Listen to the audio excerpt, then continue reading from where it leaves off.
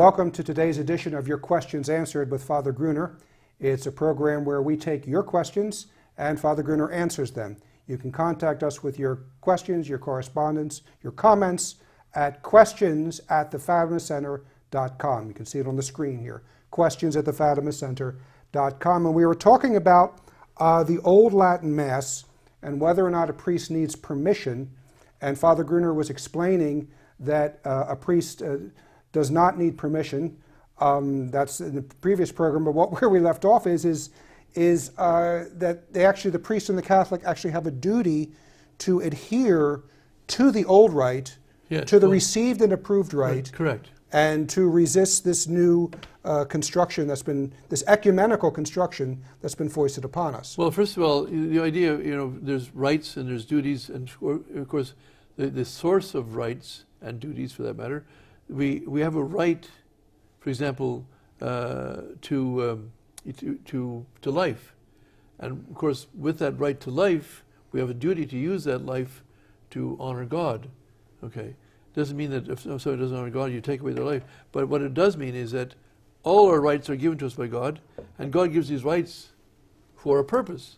And so we have a duty to go to the Mass, but how can we fulfill our duty to go to the Old Mass if we don't have a right to go to the Mass? So God has to enable us and empower us by giving us this right, which He does give us, because it is in the Council of Trent, for example, they professed a creed, and the creed is based on the Creed of Nicaea, which of course is based on the Apostles' Creed, but the Creed of Nicaea talks about, especially talking about defining that the second person of the Trinity is God of God, light of light, true God of true God, begotten, not made, consubstantial with the Father. And we talked about that earlier on, so that He is of the same substance as the Father. But in the Council of Trent, since other things were under attack, such as the Mass, it then put into the Creed as expressing that I embrace the received and approved rights. Now the wording received means that I received from the forefathers in other words, from the previous generation. I received it from God through the apostles down to my time.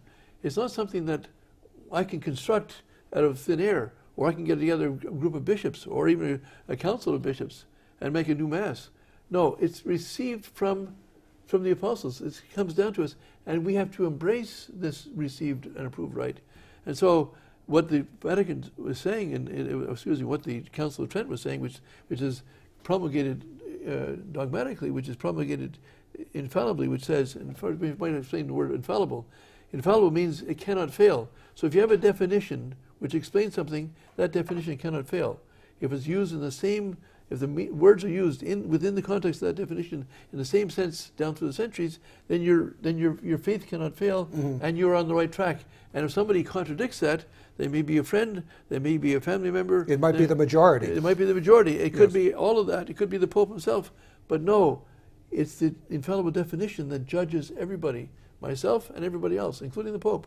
And so the idea that the Pope Paul VI can come up with a new Mass and impose it on us, Paul VI knew better. If you actually look at the documentation from 1970, he never says you must do this. He never says you're bound to do this. And as Pope Benedict XVI himself said, on the 7th day of the 7th month of the 7th year of this century, on the 7th of July, 2007, he put out his motu proprio, said that the old Mass, the Tridentine Mass, whichever you want to call it, the Gregorian, that's St. Gregory the Great Mass, going back to 604 when he died, the Apostolic Mass is never been forbidden, and for that matter, as the Council says, it could not be forbidden. And as Pius V says, St. Pius V says, if anyone, even of any rank whatsoever, tries to stop a priest from doing this, he is out of order, not the priest who sang this Mass. So the permission is inherent in the rite itself, and that is for the Latin rite priests. That is the Mass they're ordained for, and as such, not their bishop, not the religious superior, not the Vatican Congregation for Liturgy, not the Congregation for Clergy, not the Secretary of State, not the Pope. Nobody can forbid him to sing that Mass. So if a priest receives the right, that is the capacity from God on the day of his ordination, That is what he's ordained for. And in the ordination ceremony, he is given a chalice and a paten. The chalice has got wine in it, and the paten. See, he's there to celebrate Mass. That's what he's ordained for. That's what he receives when he receives ordination, the right to celebrate Mass. And unless he's committed a crime, an ecclesiastical crime, no one can take that away from him. And no one can force him to say a Mass that is not the received and approved rite.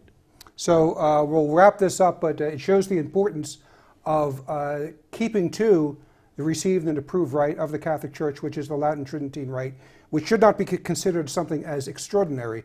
It should be ordinary. It's most extraordinary because God gave us but it is the ordinary and universal and only rite that should be used by a Latin priest.